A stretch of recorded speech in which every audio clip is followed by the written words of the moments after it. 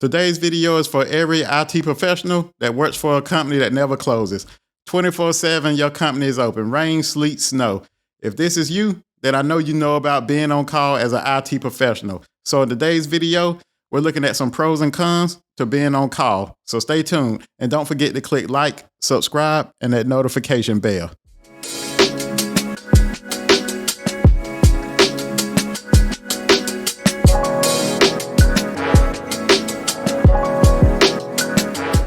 Welcome to Debt Free in IT.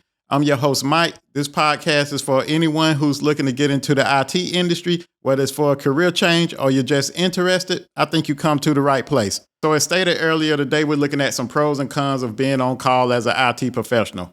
For those that may not know what on call is, so on call is basically where you have support after hours. So if you're working at a company or an enterprise that stays open 24/7, when your regular IT employees leave or your regular IT support leaves. So most companies, you're probably running from 8 to 5, 9 to 6. So when most of those employees leave and that shift ends, there's always someone on call for each group. So the server team will have someone on call. Your networking team will have an on-call person. Your security team will have an on-call person. So every department in your IT organization will have someone dedicated for on-call.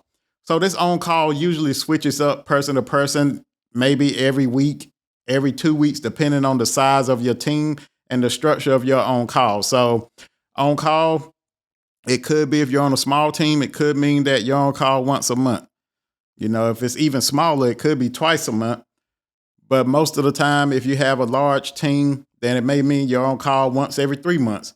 I have met people who go on-call once every year. So that's a perfect situation too. If you have an opportunity where you have on call and you just have to go on call once a year, perfect situation. You can't, only thing beating that is not being on call at all. But basically when you're on call, you're the after hours support. So any issues that happens after hours, their help desk or who's ever taking the phone calls, they're going to contact whoever's on call for that department or for that specific group. So this is where a lot of people hate it. Some people learn to like it, but today, let's go over some pros and cons. So let's start out with the pros of being on call. So one pro that's definitely a plus for anyone is that a lot of times if you're on call, that equals higher pay. So sometimes when you're on call, most companies pay you, some pay by the hour. So after 5 o'clock, you get paid a certain amount every hour until you go off call. A lot of times that often may lead to a couple $100 extra on your pay stub, that whatever that next pay period. Or some companies may, if you're in a position where you're on call and let's say you have to go in for some reason, sometimes some companies offer you get a little bonus whenever you have to go in. So if you're on call and you're at home and you don't get called, then you still get that base pay every hour, which could be $1, $2, $3, whatever. It depends on the company. So you get that little base pay every hour for every hour after hours. And then if you get called, then if you don't have to go in, sometimes that's a part of your pay. Sometimes if you have to actually go in, get in your vehicle and drive to a location, sometimes they may give you another little bonus on top of that. So if you have to go in, they may give you 2 hours plus whatever your base on call pay is.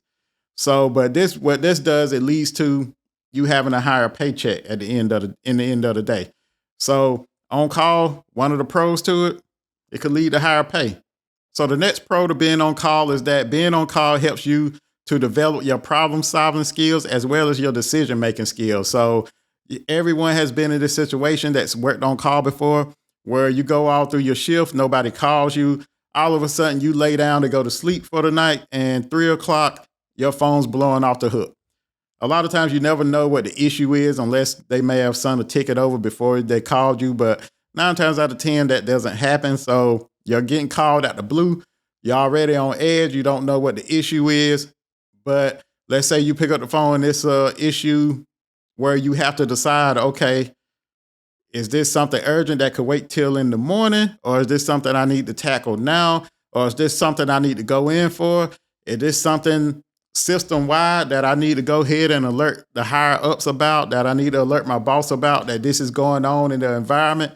So being on call and getting caught in the middle of the night like that with different issues, it helps you to develop those critical problem solving skills because most of the time you're not going to want to wake anyone else up for an issue you got called with, unless it's worst case or last case scenario. You done exhausted all avenues. So you don't want to wake no one up. So that helps you to come up with those critical problem solving skills to get the issue resolved or make the decision to say, okay, I looked into this issue and I contacted the right people. You may have to contact your ISP, for instance, but you say I contacted the right people, or I think this is a good decision that this could wait till in the morning and I tackle it when I get in, or I get some more eyes on this issue. All of this is going to depend on how big the issue is and what's going on. But that's another pro to being on call, is it helps you to develop those critical problem solving skills as well as being able to make those tough decisions under pressure.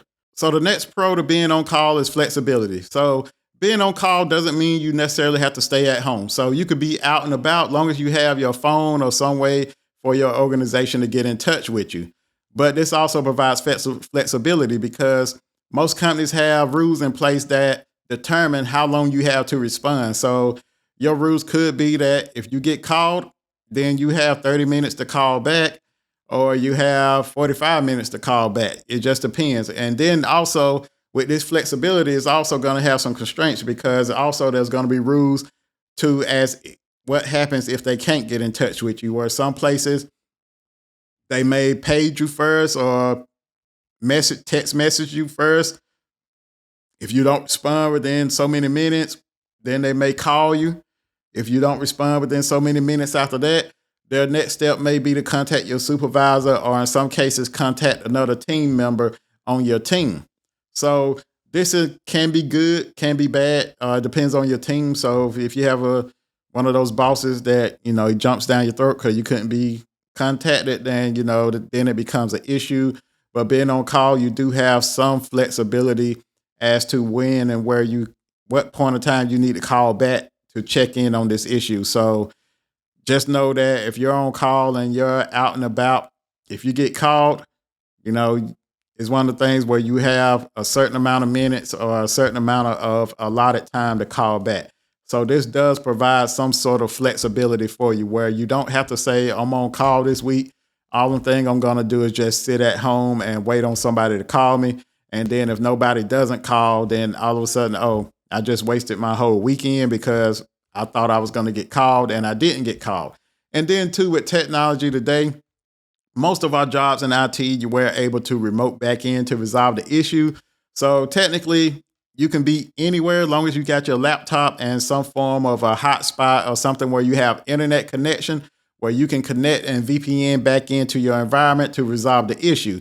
So that creates more flexibility because you're able to be anywhere as long as you got that internet connection. So another pro to being on call is that you do have some form of flexibility.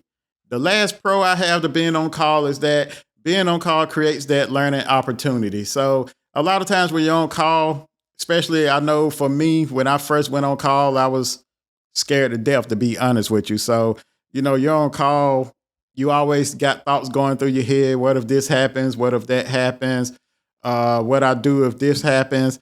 But a lot of times you will get tested with those issues where you're like, man, I don't know how to go about fixing this.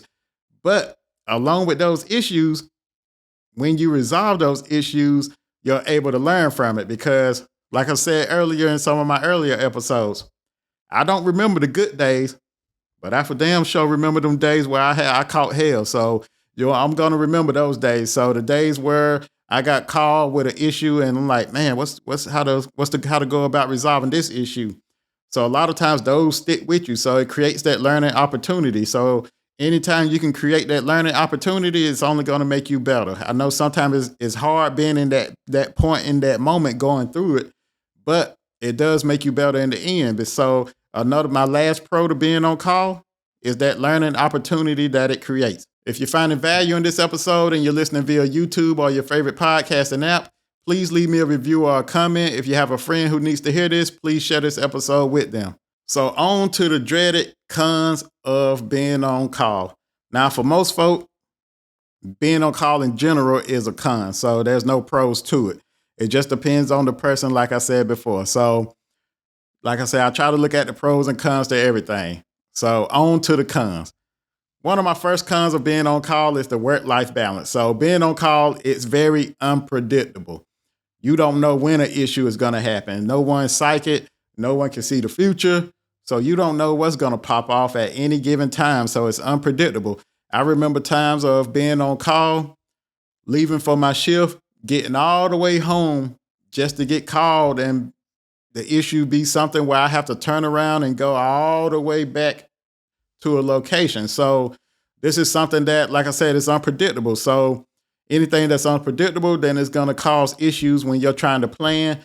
And all of that goes into affecting your work-life balance. So my first con to being on call is that work-life balance. My next con to being on call is that sometimes it causes stress and you can get burnt out. So this is all going to depend on your environment and the role that you're in. So anytime you're in a higher role, like you hear me say often, security, networking, server team, development team, whatever team you're on, when you're on a higher up role, you have more responsibility. With more responsibility, sometimes can create more stress. So if you have an issue, you get called in the middle of the night, and it's something that's affecting the whole environment. And then you know that, okay, I need to wake up some folks. All of that can create some form of stress. We're only human, so that creates some form of stress.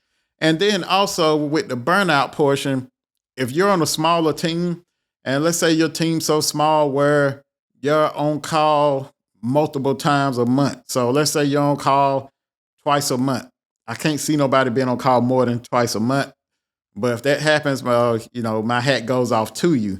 But let's say you're on call twice a month. Twice a month for some folks, that's very stressful. That means that you got 2 weekends free, 2 weekends you're on call. So this can create that burnout if this is something that's constant. So this is something that you have to do month in, month out, month in, month out. So this can create burnout, whereas to someone else in a large environment, they may be only on call once a year, so it's no big deal.